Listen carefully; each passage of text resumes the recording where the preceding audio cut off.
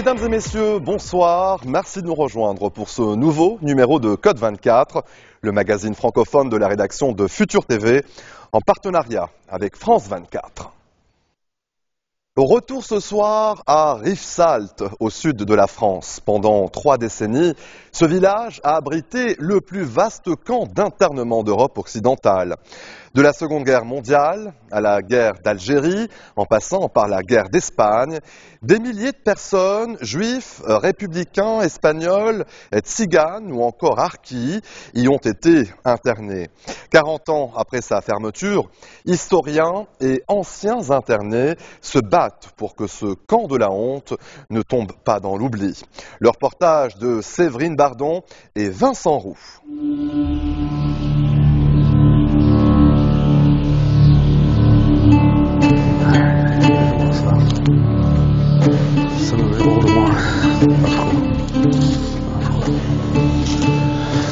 C'est un passé qui ne passe pas.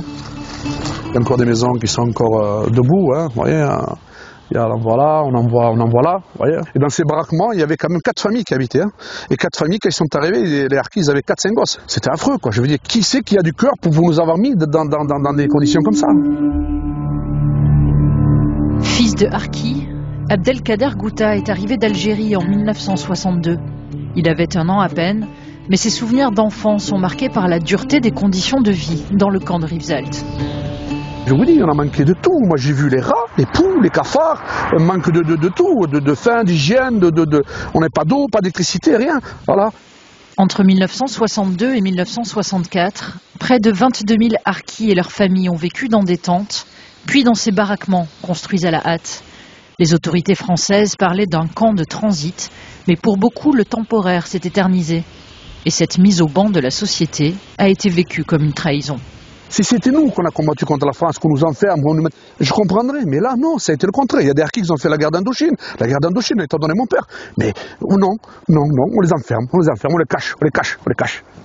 Cache comme si c'était, voilà, je sais pas, ils sont d'une autre planète, je sais pas. On a peur qu'ils propagent une maladie dans la France ou je sais pas quoi. Pour moi, c'est la maladie de la France honteuse, oui. C'est pour ça qu'ils nous ont parqués comme des animaux. La mise à l'écart des harkis ne s'est pas limitée au temps du camp. À sa fermeture, les dernières familles sont déplacées vers un hameau de forestage situé à quelques kilomètres.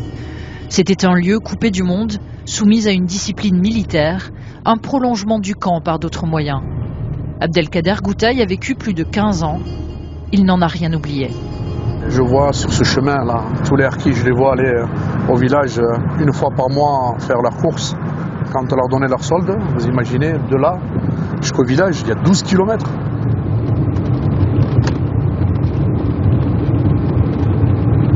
Les femmes avec leur truc, là, leur djellaba, leur foulard, je les vois, tout ça me revient, tout ça, c'est inoubliable. On ne peut pas oublier ça, c'est ancré dans mon cerveau à vie. De cette histoire qui a marqué les harkis, le village voisin n'a longtemps rien su. Et Rivesaltes reste aujourd'hui encore bien plus célèbre pour sa production viticole que pour son rôle dans la politique migratoire française. Sur la place centrale, un bar est devenu le lieu de rencontre des anciens résidents du camp et de leurs descendants.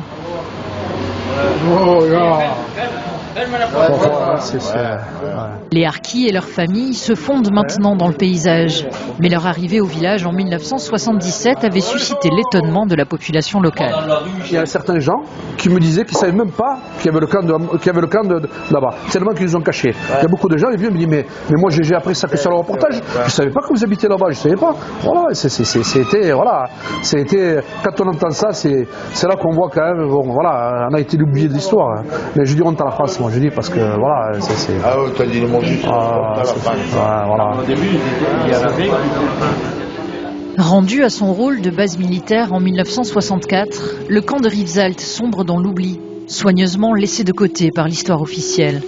Si le site dérange, c'est parce qu'il révèle les pages les plus noires de la France du XXe siècle. Ce n'est qu'en 2015, avec l'ouverture d'un mémorial, que l'ampleur de la politique française d'internement des étrangers est mise en lumière. Car les harkis sont loin d'être les seuls à avoir été enfermés dans le camp de Rivesaltes. Une histoire que vont découvrir ses élèves de première et terminale. Donc ce camp est construit et ouvre en 1939. Est-ce que la guerre d'Espagne, ça vous parle? Oui, un petit peu.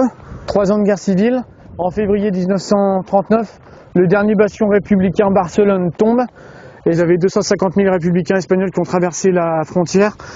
À votre avis, comment ont-ils été accueillis? Bien, pas bien? Mal. On a peur qu'ils prennent le travail des Français. Donc on décide de les enfermer. Aux républicains espagnols vont rapidement s'ajouter les juifs étrangers et tziganes français, fuyant les persécutions nazies. En 1942, plus de 17 000 personnes de 40 nationalités cohabitent dans le camp. Ce qui est commun à toutes ces personnes qui sont enfermées, ils sont internés non pas pour des crimes ou des délits réalisés, mais parce qu'ils sont considérés dangereux et suspects pour la société. Donc qui c'est qui décide de l'enfermement ici? C'est le préfet. Pour une durée indéterminée, sans raison, sans passer par la case du tribunal. C'est terrible.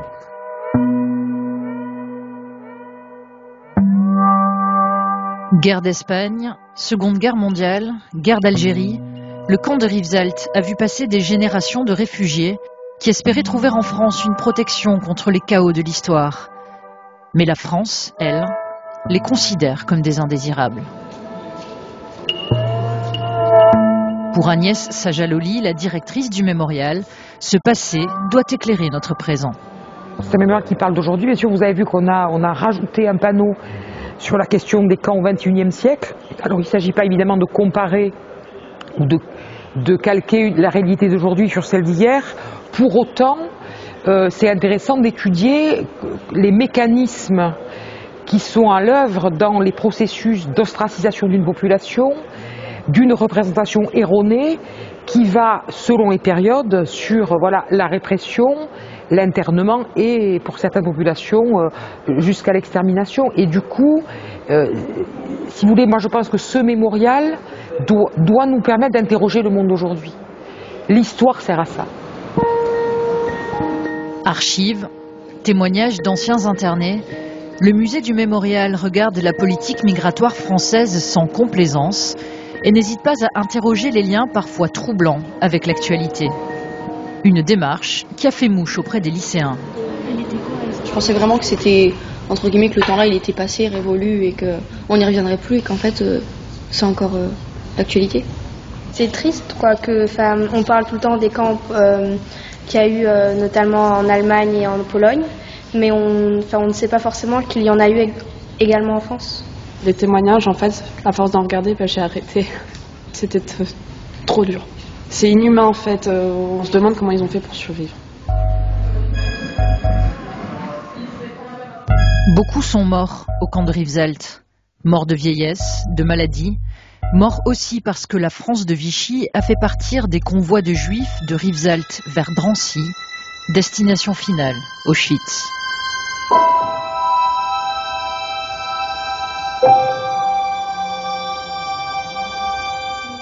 La mère de David Korn n'est jamais revenue. Dans sa maison bruxelloise, le vieil homme vit dans ses souvenirs, lui qui n'avait que 4 ans lors de son arrivée à Rivesaltes. En pleine nuit, j'entends des cris stridents, mais alors juste en face de moi, on allume la lumière, la petite ampoule, et je vois une femme attaquée par un rat. Elle était occupée à tirer sur la queue, et le rat essayait de lui bouffer le nez, elle était couverte de sang. Vous vous rendez compte? Même les rats crevaient de faim. Les enfants avaient droit à aller au réfectoire. Alors on faisait la queue pour aller au réfectoire. Et moi, tous les jours, je rapportais un morceau de pain pour ma mère que je mettais dans mon caleçon. Et en sortant, il y avait la fouille, le français, parce que je vous dis tout de suite, j'ai pas vu un Allemand. Hein. À Rivesaltes, il n'y avait pas d'Allemand. Ce n'était que des Français qui nous gardaient. Le type ouvre la chemise de mon ami Sam, là. Il trouve une tartine, il prend la tartine, il la jette, les gens crevaient la dalle. Et ce salaud jette du pain. Je ne sais pas si vous pouvez imaginer. et il lui refile une paire de taloches. Ah, moi j'ai vécu ça, hein. Depuis plusieurs années, David Korn essaie de reconstituer son histoire, de retrouver d'autres enfants de Rivesaltes et des personnes qui l'ont caché pendant la guerre.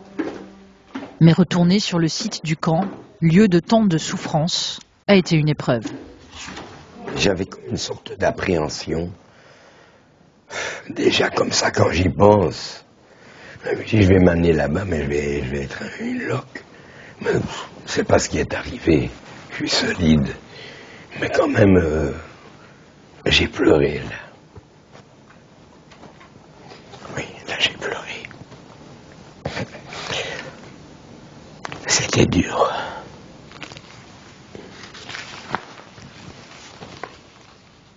Malgré la difficulté, David Korn s'est fait un devoir de témoigner. Pour lui, c'est essentiel dans le contexte actuel. Je raconte parce que j'aime que les gens sachent. Si vous vous taisez, ça va passer dans l'oubli. Et moi, je veux pas que ça passe dans l'oubli. On a beau parler, et puis alors on voit tout ce qui se passe. Et je me dis, mais mince, rien n'a changé. C'est triste, hein. Moi, je regarde les informations, je vois qu'il y a des bateaux qui arrivent là sur des petits bateaux en caoutchouc, et les enfants, il y en a qui se noient. Et puis tout le monde mange. On mange, on ferme la radio, on regarde l'émission. C'est malheureux, hein. Moi, ça me travaille parce que je sais ce que c'est. David Korn a transmis son histoire à ses enfants. Sa petite fille porte le prénom de sa mère, Sarah, gazée à Auschwitz. Mais dans de nombreuses familles passées par les camps d'internement, la chape de plomb de l'histoire collective a souvent conduit au silence. Farid Sid a grandi à Rivesaltes, dans une cité construite en 1976 pour accueillir les familles de harkis. L'ensemble a été rasé en 2016. Ben là, il y a eu 28 maisons, je ne sais plus, 26, qui faisaient donc la petite cité du Réard. Et c'est là où je suis né. C'est là où j'ai grandi, j'ai fait mon enfance. Enfin, ce qu'il en reste. Après une belle carrière de rugbyman, Farid Sid est aujourd'hui kiné à Rivesaltes. Son enfance, dans la cité du Réard, a forgé son caractère et les valeurs qu'il souhaite aujourd'hui transmettre à ses enfants.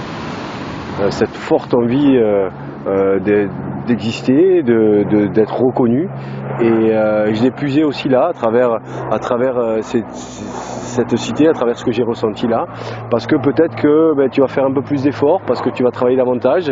Et cette abnégation au travail que j'ai pu avoir aussi parce que j'ai vécu là, parce que je me suis rendu compte aussi qu'il fallait travailler un peu plus, peut-être que certains, ça j'ai envie de lui transmettre et de leur transmettre, et tout en mettant de côté cette souffrance. Cette souffrance, c'est celle d'un petit-fils de harki qui n'a longtemps rien su de son histoire familiale. Dans la maison de ses grands-parents récemment décédés, il n'y a plus d'électricité, il n'y a plus rien. Farid et sa mère ne trouvent que quelques rares souvenirs. Tu te rappelles de ça, Farid? Ah ouais, ça c'est la cité. Voilà, c'est pour ça. Ça c'est la cité. Je venais voir, je sais pas quel âge j'avais. Là, tu devais avoir 4 ans, hein? Je manquais de rien, moi, j'avais ce voix. Il se foutait de ma gueule, la cité. Il m'appelait Ricky la belle vie. Ça, c'est la cité, c'est avec ma grand-mère Sid. Farid a en grande partie été élevé par ses grands-parents. Marqués par l'exil, l'internement, l'ostracisme social, ils se sont murés dans le silence. Moi, c'est ce qui m'ennuie, c'est dans cette seconde génération, cette transmission de souffrance, elles viennent de là, elles viennent de ce non-dit. Et pour pouvoir aller au-delà de ça, il faut dire, il faut écrire et passer à travers les livres et raconter l'histoire. Alors qu'elle soit vraie, juste, il faut en parler. Explorer le passé pour le regarder en face et surtout pour en comprendre les mécanismes. À Rivesaltes, la politique d'internement ne s'est pas terminée avec la période. L'histoire ne se répète pas, mais parfois, Elle bégait.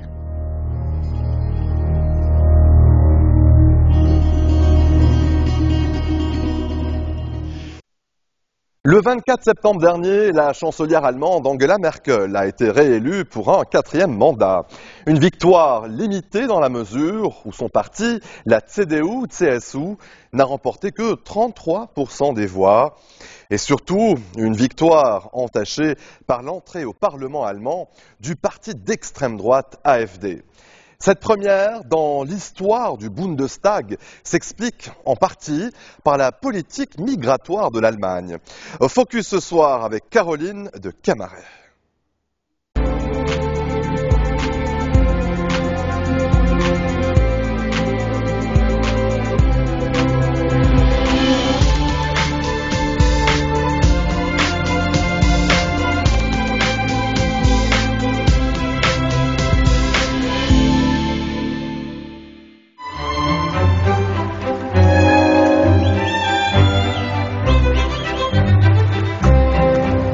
Bonjour à tous et merci de nous rejoindre pour l'Europe dans tous ces États où nous allons vous emmener successivement en Allemagne puis en Autriche. 2 pays germanophones confrontés à la montée de l'extrême droite. Et nous commençons ici en Allemagne, ce pays fondateur de l'Union européenne avec ses 83 millions d'habitants. Il a renvoyé à la chancellerie pour un 4e mandat consécutif Angela Merkel, mais elle devra désormais composer une coalition improbable et fragile, et puis surtout, elle est débordée sur sa droite par ce nouveau parti, l'AfD, qui fait son entrée ici même au Bundestag à Berlin et qui entend lui dicter sa nouvelle politique migratoire. On regarde tout de suite ses résultats. Colère et choc, ces Berlinois sont déçus par les résultats des élections et surtout par le score historique du parti d'extrême droite, l'AfD. Avec 13%, l'Alternative für Deutschland entre pour la première fois au Bundestag. Et pour les 2 grands partis, c'est un résultat historiquement bas. Angela Merkel l'emporte avec une avance indiscutable et rempile pour un 4e mandat. Pas de triomphalisme pour autant, et pour cause, les chrétiens démocrates réalisent avec 33% leur score le plus bas depuis la Seconde Guerre mondiale. Pour le Parti socialiste, partenaire préféré de coalition de Merkel, la défaite est telle que Martin Schulz a choisi sans hésiter une cure d'opposition. Merkel doit donc composer avec les libéraux et les Verts, 2 partis aux idéaux économiques et écologiques aux antipodes. La coalition dite jamaïcaine lui vaudra sans doute de longs mois de négociations.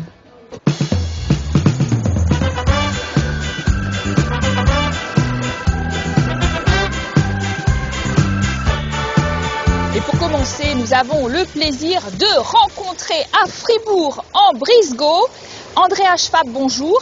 Bonjour madame. Vous êtes député européen de cette circonscription, de la CDU, c'est évidemment le parti d'Angela Merkel. Mutti, c'est la mère de la nation pour l'ensemble des Allemands, et Oma, la grand-mère pour les jeunes. Et ils sont pour elle. Comment ça se fait? Alors, normalement, les jeunes, ils ont souvent eu tendance de voter pour les Verts, mais les sujets des Verts sont un peu disparus, avec les réfugiés qui ont été pris comme sujet de Merkel, avec le changement climatique et énergétique aussi dominé avec un débat Merkel, et aussi les Verts ont eu quelques gouvernements en Allemagne, et comme ça ils ne sont plus ceux qui sont en dehors des gouvernements, mais aujourd'hui c'est un parti du gouvernement comme tous les autres. Les socialistes avec Martin Schulz n'ont pas eu beaucoup de succès, car aussi les socialistes sont très contents de la situation économique, et ont gagné un peu les libéraux et l'extrême droite à cause des gens qui sont hésitants en ce qui concerne les réfugiés. Mais alors pourquoi les jeunes plébiscitent l'indéboulonnable Merkel? Vous avez tenté de comprendre un peu leurs interrogations en rencontrant quelques jeunes sur cette université de Fribourg. On vous laisse aller les voir.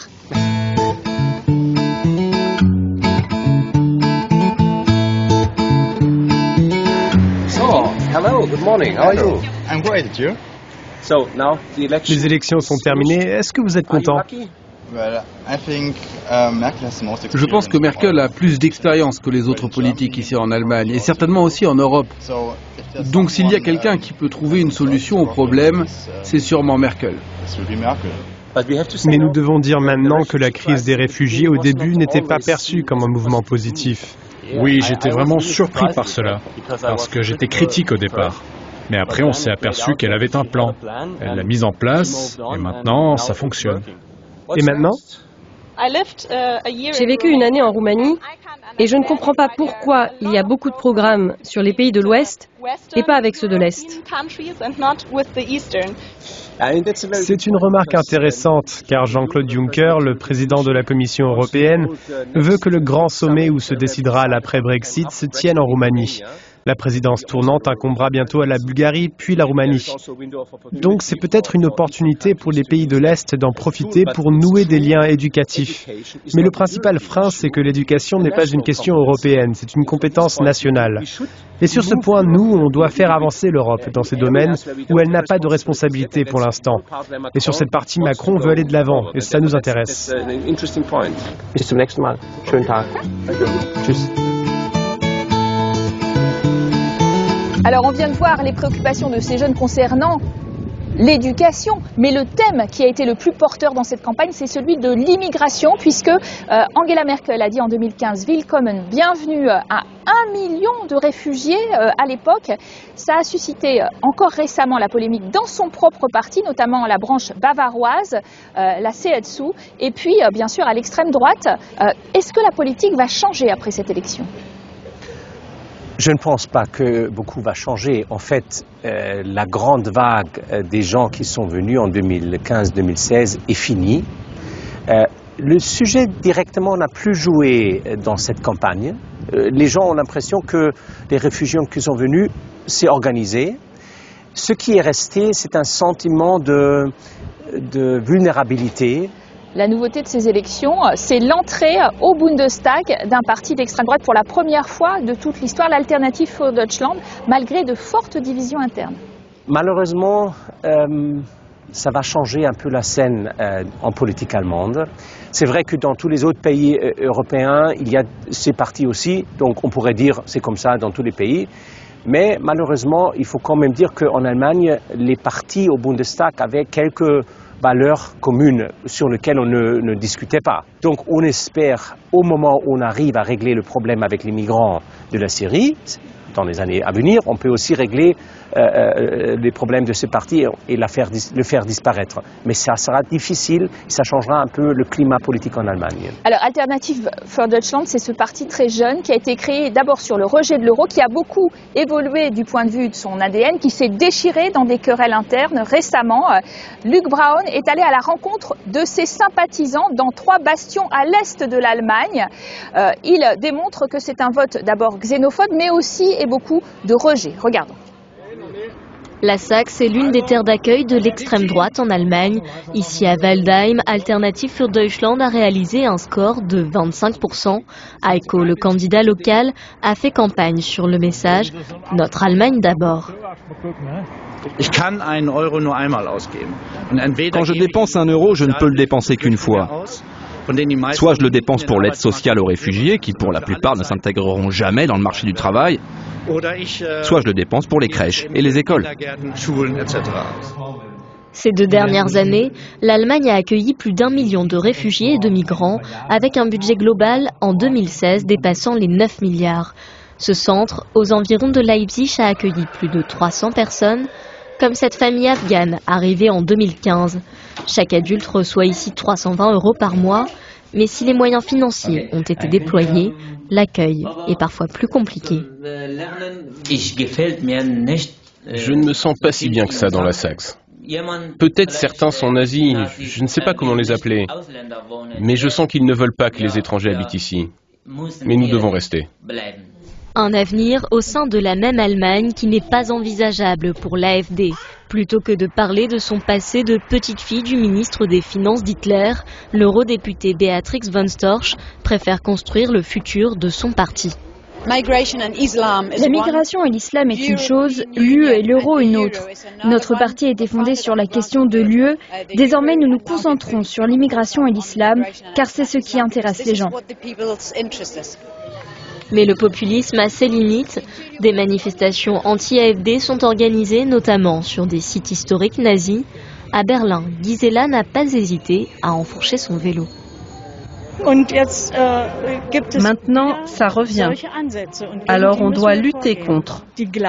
Ils croient que l'AfD est une alternative, mais en réalité, ils n'apportent aucune alternative. Un autre facteur du succès de l'AfD, des inégalités croissantes et un taux de chômage record à l'est de l'Allemagne, 8,5%, soit un tiers de plus que la moyenne allemande. Un essor de l'AfD qui fait réagir la population. À Jena, dans l'état de Thuringe, les antifascistes tentent d'empêcher un meeting de l'AfD. En face, plusieurs centaines de supporters d'extrême droite sont venus réaffirmer leur colère à l'égard de la politique de la chancelière. Je suis contre Angela Merkel. Depuis 3 mandats, elle a foutu le pays dans la panade. Angela Merkel dit toujours « Nous n'avons pas besoin de police à la frontière ». Et ça ne va pas du tout. Un bilan des mandats Merkel contestés qui a propulsé pour la première fois l'extrême droite au Bundestag avec 93 élus.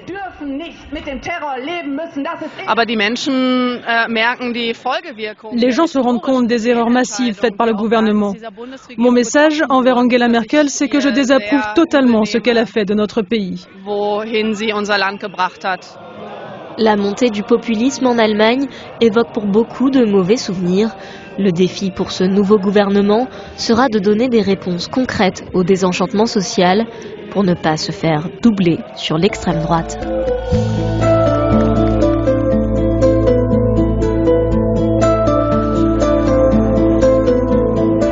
On se retrouve maintenant au centre de Fribourg, sur la Münsterplatz, c'est la place du marché qu'on voit très sympathique.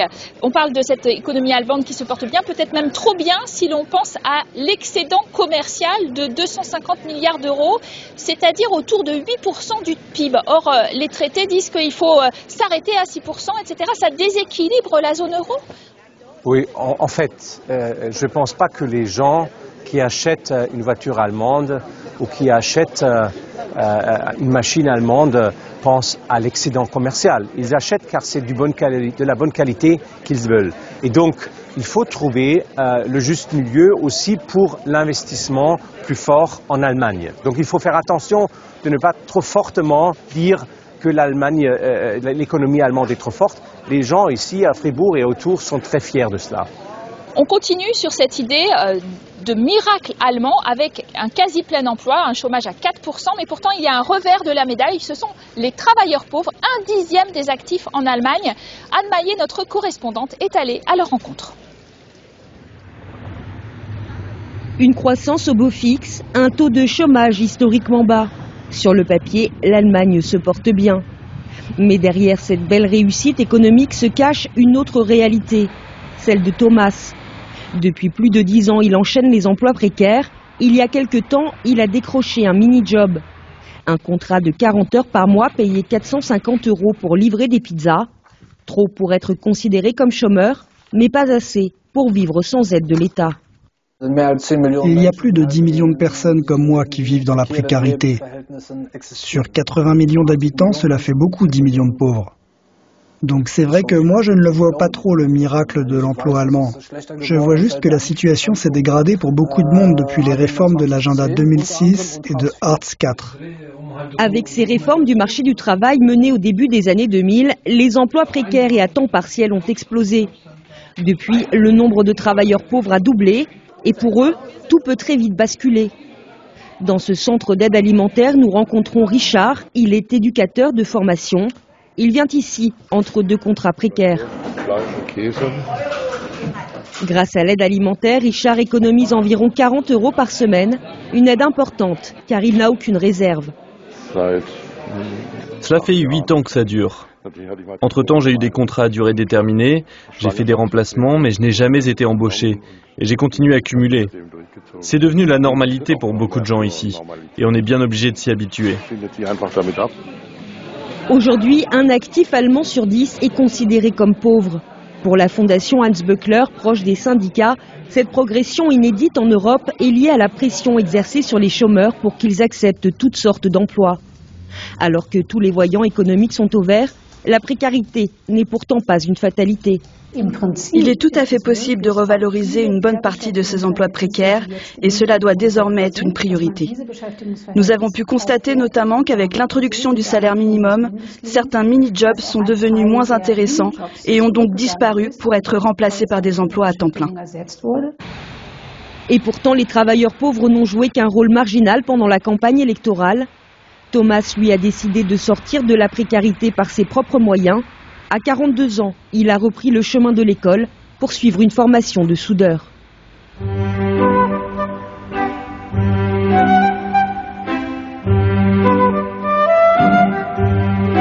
Alors nous allons à la rencontre d'un nouvel invité, Jakob von Weizsäcker, bonjour. Bonjour. Vous êtes eurodéputé du SPD, le champion c'est Martin Schulz, votre champion, l'ancien président du Parlement européen.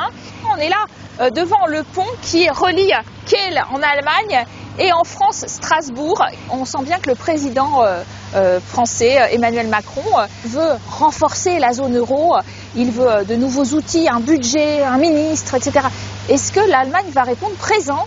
Je suis relativement optimiste qu'il y aura un gouvernement pro-européen. Cet approfondissement de la démocratie en Europe, c'est très important parce qu'on est très fiers. C'est pour ça que en fait, Macron a mené son discours à Athènes, à l'origine de la démocratie européenne. L'Allemagne, elle a longtemps été un nain diplomatique parce qu'elle le souhaitait après la guerre, il faut bien dire. Et aujourd'hui, est-ce qu'elle est prête à prendre davantage d'influence dans le secteur de la défense, dans le secteur plus généralement de la diplomatie et de la géopolitique? Aujourd'hui, l'Allemagne est prête à jouer un rôle un petit peu plus important dans le passé, mais dans un partenariat très proche européen et franco-allemand. On a vu ce reportage auparavant sur les travailleurs pauvres. Il y a une image de l'Allemagne qui est la championne de l'anti-chômage, etc. Et pourtant, on sent bien qu'il y a eu une précarisation aussi qui s'est développée. Votre parti aurait dû pouvoir jouer d'ailleurs sur cette corde-là. On a réussi au sein de la grande coalition avec les chrétiens démocrates, les social-démocrates, on a réussi après des années et des années de bataille politique là-dessus d'introduire un salaire minimum, ce qu'il n'y avait pas en Allemagne avant. Donc on a fait du progrès, mais pas assez. Merci Monsieur von Weizsäcker d'avoir été notre invité aujourd'hui.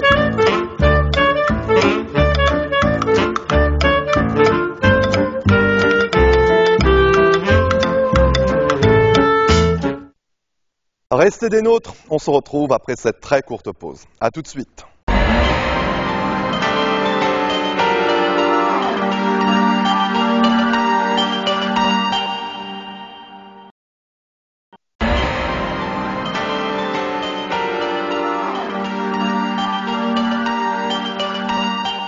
Retour sur le plateau de Code 24. En France, les prisons débordent. Mais de l'autre côté du Rhin, elles ont tendance à se vider. Notamment les prisons pour jeunes. Car, entre 2007 et 2015, la délinquance des 14-18 ans a baissé de moitié en Allemagne. Un phénomène lié en partie seulement au changement démographique. Pour les criminologistes allemands, c'est en effet le travail et la fin des châtiments corporels qui ont apaisé les jeunes Allemands. Un reportage d'Anne Maillet et Denis Parchoff. Il y a à peine 5 ans, cette prison pour mineurs à Erfurt en Rhénanie du Nord-Westphalie était pleine à craquer. Mais elle s'est peu à peu vidée.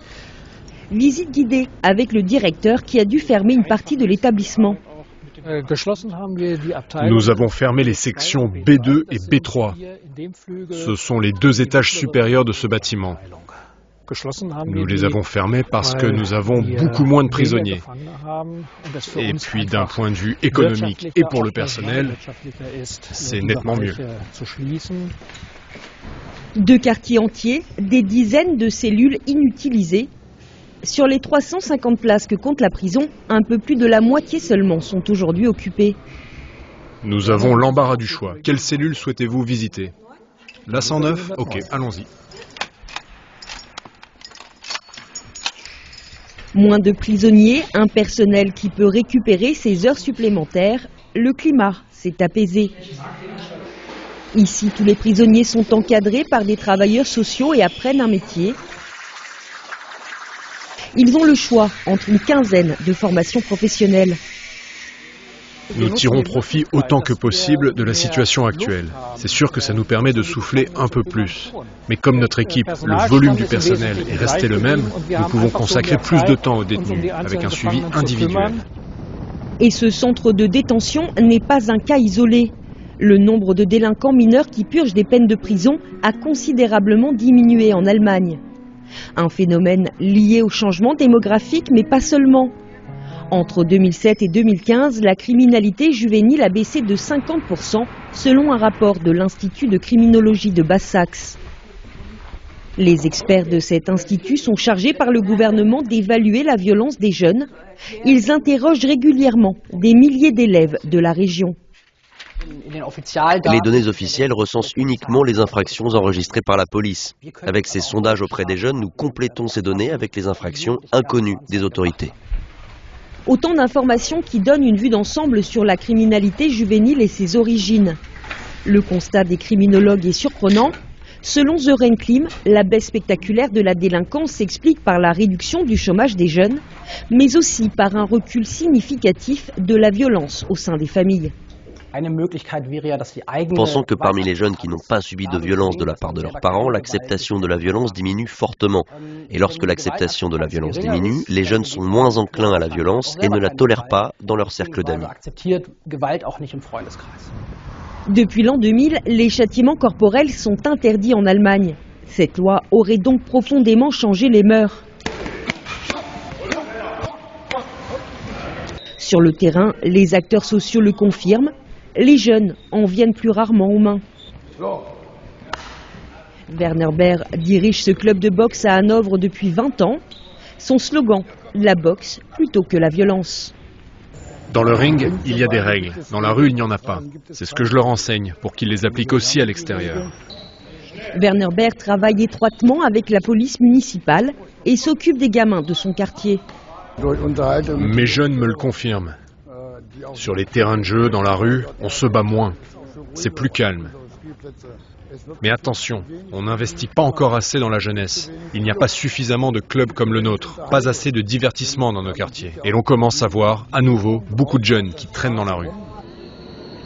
Une catégorie de la population masculine concentre aujourd'hui l'attention des autorités. Les jeunes migrants arrivés depuis 2015. Ils sont tenus pour responsables d'une nouvelle hausse de la criminalité juvénile. Le syndicat de la police appelle le gouvernement à mobiliser des ressources pour une prévention plus ciblée de la violence. Tout doit être fait pour que le droit des enfants et des jeunes à une éducation sans violence soit intégré au sein des familles qui viennent s'installer chez nous et qui sont originaires de pays où l'on a un autre rapport aux violences intrafamiliales. Nous voyons actuellement une rupture dans les chiffres de la violence et nous devons impérativement agir. Moins de violences familiales et des perspectives professionnelles. Selon l'Institut de criminologie de Basse-Saxe, la recette allemande pour lutter contre la délinquance juvénile est applicable à d'autres pays. Encore faut-il s'en donner les moyens financiers et juridiques.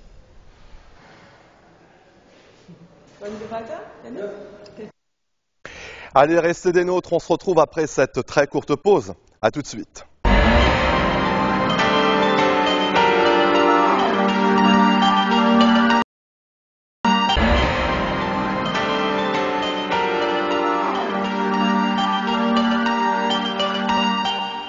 Dormir à la rue, c'est encore une réalité en France en 2018. Une réalité d'autant plus visible quand les températures passent sous la barre des 0 degrés, qu'il neige ou qu'il gèle. Chaque soir, ils sont plusieurs centaines à passer leur nuit dehors. Nous avons voulu comprendre quel dispositif l'État français ainsi que la ville de Paris mettent en place pour prendre en charge les sans-abri. Plan grand froid, ouverture de gymnase, renforcement des équipes, recensement.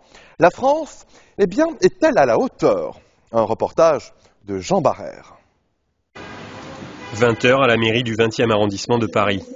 Pour les 110 bénévoles réunis, c'est une soirée importante. Une première en France. Ces habitants du quartier vont recenser les sans-abri. On peut se retrouver là, c'est peut-être plus simple de se retrouver là-bas. Une méthode qui a fait ses preuves à New York. Parcourir par petits groupes l'ensemble des rues de la ville pour ne rien laisser au hasard. À la limite, je me mets presque parce que c'est normal. Pour l'entrée à l'hôpital. On a un certain nombre de techniques de recensement qui existent déjà, mais qui ne donnent pas une image précise. En fonction des estimations, on est entre 1 et 3 fois le chiffre de sans-abri. Donc là, on aura une photographie précise à un instant T de combien de personnes sont en situation de rue et qui n'ont pas de solution d'hébergement pérenne à Paris. Organisée par la mairie de Paris, cette nuit permettra d'établir un bilan pour mieux adapter les besoins en logement d'urgence. Elle est aussi une riposte au gouvernement d'Emmanuel Macron. Quelques jours plus tôt, un secrétaire d'État minimisait l'ampleur du problème. Il y a combien de gens qui ont dormi dehors cette nuit ? Vous le savez, ça ? Les chiffres que nous avons, c'est à peu près une cinquantaine d'hommes isolés en Île-de-France, pour être très précis. Le président lui-même en avait fait une promesse. Je ne veux plus, d'ici la fin de l'année, avoir des femmes et des hommes dans les rues. Mais cette promesse n'a pas été tenue. Dans les bois, ou perdus. Fabrice vit à la rue depuis 5 ans. Hop, hop, hop, il est là. Nous l'avons suivi pour comprendre la prise en charge dont il bénéficie. Allez. Ce matin-là, la température est proche des 0 degrés. Fabrice s'installe place de la République pour faire la manche. Ce soir, il ne veut pas dormir dehors. Dans quelques minutes, un permanencier va vous répondre. Fabrice appelle le 115, le numéro d'hébergement d'urgence. Je voulais savoir s'il y avait de la place pour ce soir. D'accord, je vous laisse patienter, je vais voir avec ma collègue. Oui, je suis vraiment désolée. Rappelez un peu avant, comme ça. Ouais, ok, ça marche. Ouais, je peux rappeler vers 18h. Voilà, ouais, faites ça. Ils n'avaient pas d'autre place ailleurs, il n'y a que cet hébergement-là qui prend avec les chiens, quoi. Des fois, il faut attendre 1 heure pour les avoir au téléphone. Et puis bon, tu patientes, puis au final, non, il n'y a pas de place. Ouais, mais il fallait appeler avant. Ouais, mais depuis 1 heure, j'essaie de vous avoir au téléphone, et puis voilà, quoi. Après, je ne suis pas le seul à faire des demandes, on est très nombreux. Hein. En période hivernale, le SAMU social est débordé. Et dans un premier temps, est-ce que ça vous intéresse 5 nuits dans le même centre ? C'est ici que sont traitées toutes les demandes d'hébergement d'urgence pour Paris. Les équipes ont dû être renforcées pour l'hiver. On a quand même un regain des sollicitations. On répond à 1300 appels sur 24 heures en fait, sur 6000 appels reçus. Donc on n'arrive toujours pas à décrocher tous les appels, toutes les demandes qui nous sont faites, malgré le renfort de nos équipes, puisqu'on a 12 écoutants en plus pour la période hivernale et encore 2 supplémentaires pour la période de grand froid. Lorsque le plan grand froid est déclenché, le SAMU social peut distribuer davantage de places d'hébergement.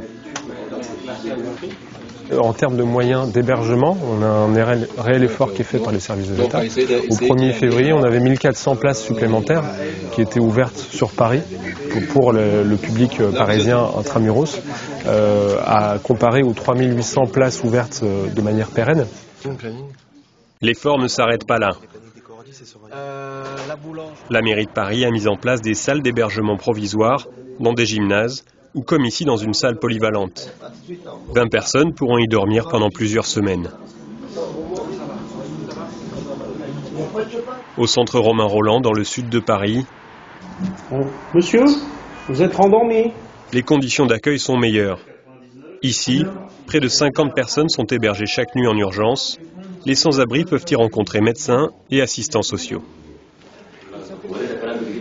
Même si ça peut paraître un truc simple, mais pour ces personnes-là qui auront cette nuit de repos, même si la journée va être difficile, mais au moins ils auront discuté avec l'équipe, ils auront échangé, rencontré d'autres personnes dans un autre cadre, parce que dehors ils ne sont pas forcément vus. Au moins ça permet de créer un lien avec le monde soi-disant normal. Allez loulou, vous dites bonjour. Nous retrouvons Fabrice, qui a obtenu une place pour la nuit avec ses chiens. Je trouve que c'est bien qu'on a déjà plus un peu d'intimité qu'on n'avait pas auparavant avec les douches locaux, puis au niveau d'hygiène, c'était pas ça, quoi. Mais là, je trouve que les chambres individuelles comme ça, c'est bien, quoi. Mais la plupart des chambres ne sont disponibles que pour une nuit.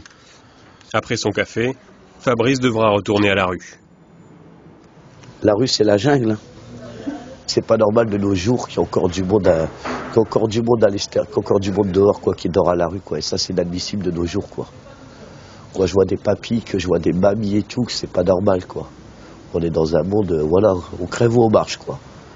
Comme Fabrice, il y aurait près de 150 000 sans-abri en France. Parmi eux, beaucoup ont renoncé à recourir à l'hébergement d'urgence. Restez des nôtres, on se retrouve après cette très courte pause. A tout de suite.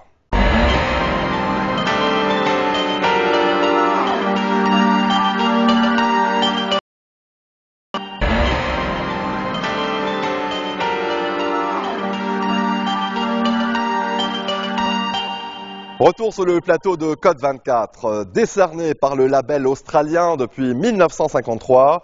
Le prix Woolmark récompense les créateurs qui placent la laine mérino au cœur de leur collection. Pour l'édition 2018, la tendance est à l'inventivité. À l'instar de Karl Lagerfeld et Yves Saint-Laurent, qui ont remporté le prix en 1954, 3 nouveaux espoirs venus de New York, Londres et New Delhi ont été adoubés à Florence avec la promesse de révolutionner l'industrie textile. Reportage. Dans l'univers de la mode, il faut généralement être adoubé par ses pairs pour accéder à la reconnaissance du public.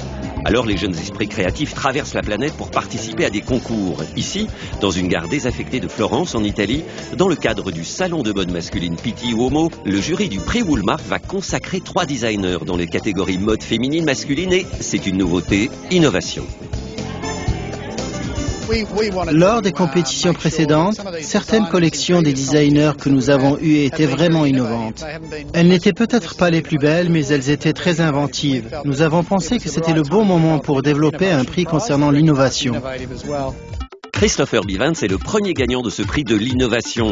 Avant de fonder sa marque, Dine, à New York, il a collaboré avec Kanye West, Pharrell Williams, A$AP Rocky, mais aussi Nike et Adidas. Sa garde-robe masculine, très années 80, est inspirée du vestiaire des snowboarders. Ma vision de la mode ?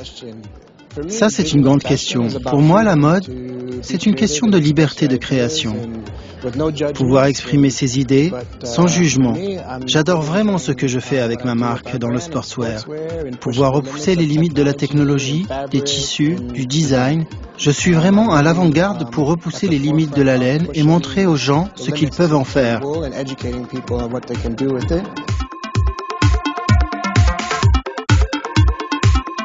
Ça, c'est de la laine imperméable.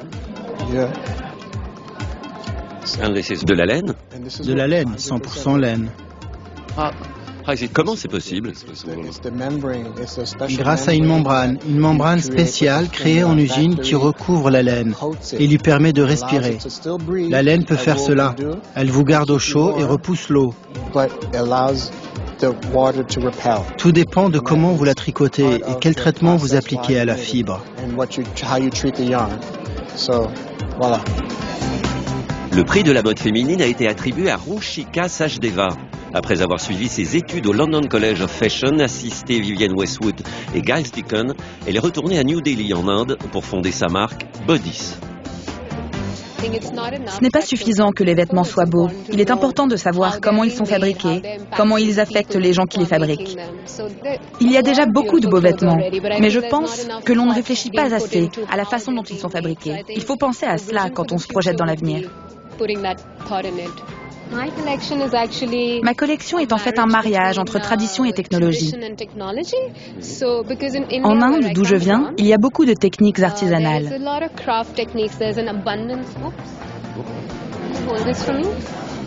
Il y en a énormément. Il y a beaucoup de matières artisanales très anciennes, mais elles disparaissent peu à peu parce qu'elles ne sont pas reconnues à leur juste valeur. Et beaucoup d'entre elles ne sont pas esthétiquement très réussies pour le public mondial contemporain. Donc, fondamentalement, je pense qu'il est vraiment important de protéger la tradition, mais en la fusionnant avec des technologies modernes. Pour être moderne, il faut être moderne. Le gagnant du prix mode masculine est anglais.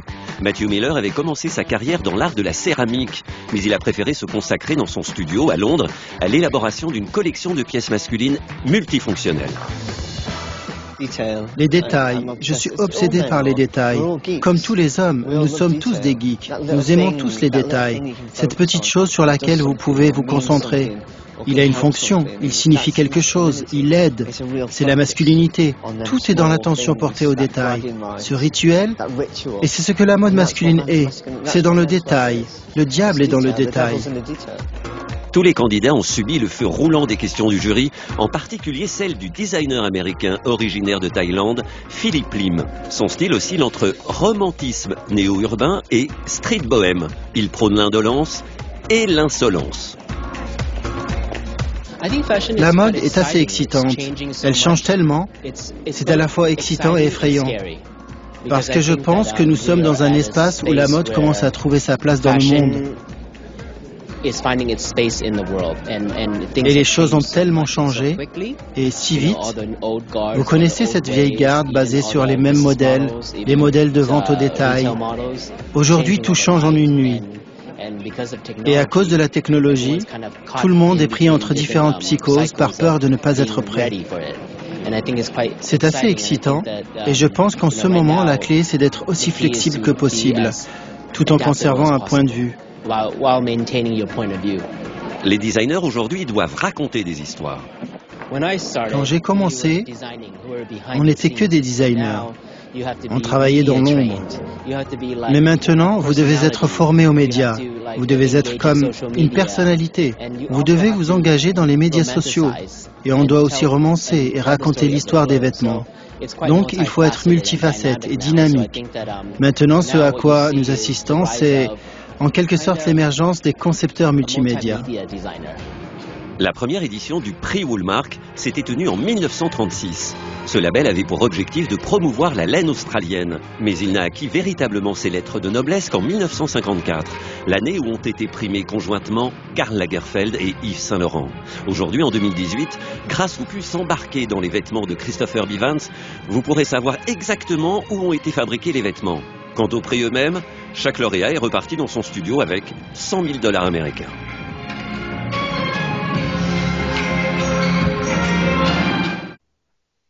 Code 24, c'est déjà fini pour cette semaine. Nous vous donnons rendez-vous la semaine prochaine pour une nouvelle fenêtre sur l'actualité internationale. Excellente suite de programmes sur notre antenne et à très bientôt.